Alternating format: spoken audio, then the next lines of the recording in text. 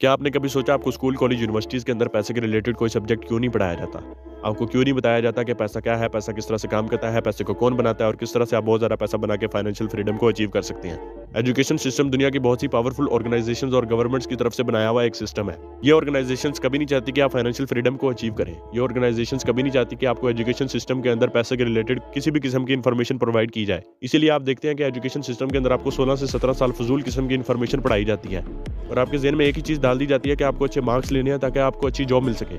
Employment system यानी कि job का सिस्टम इन ऑर्गेनाइजेशंस का एक और बनाया हुआ ट्रैप है, जिसके अंदर आपको ये फिक्स अमाउंट ऑफ सैलरी और परमानेंट जॉब की गारंटी देके ट्रैप कर लेते हैं, फंसा लेते हैं। जब एक इंसान एम्प्लॉयमेंट ट्रैप के अंदर फंस जाता है तो वो फाइनेंशियली मजीद ग्रो नहीं कर सकता। ऊपर से ये ऑर्गेनाइजेशंस रिजर्व बैंक्स के थ्रू इन्फ्लेशन यानी कि महंगाई को और इंक्रीज कर देती हैं,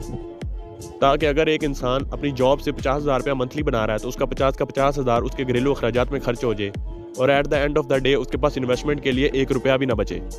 और वो इन्हीं के बनाए हुए सिस्टम का गुलाम बन के रह जाए। आपको ये चीज़ समझनी होगी कि जिस पैसे के लिए आप अल्लाह ताला को भूल जाते हैं, जिस पैसे के लिए आप अपनी फैमिली से दूर जाते हैं, जिस पैसे के लिए आप 9 to 5 जॉब करते हैं, वो पैसा ये ऑर्गेनाइजेशन द रिजर्व बैंक्स के थ्रू जितना चाहे उतना प्रिंट कर सकती हैं। एक चीज़ जिसको ये ऑर्गेनाइजेशंस प्रिंट कर सकती हैं जितना चाहे, उस चीज़ के लिए आप अपनी पूरी ज़िंदगी काम करें तो आपसे बड़ा कोई बेवकूफ़ नहीं है। मैं ये नहीं कह रहा कि आप अपनी एजुकेशन को छोड़ दें, मैं ये नहीं कहता कि आप अपनी जॉब को छोड़ दें। मैं सिर्फ ये कह रहा हूँ कि इन सब चीज़ों से, इन सिस्टम से बाहर निकलने के लिए आप साइड हसल पे कोई ना कोई बिजनेस स्टडी करें, कोई फिजिकल बिजनेस, कोई ऑनलाइन बिजनेस, और फिर उस बिजनेस में इन्वेस्टमेंट करने के लिए कुछ ना कुछ सेविंग्स करें।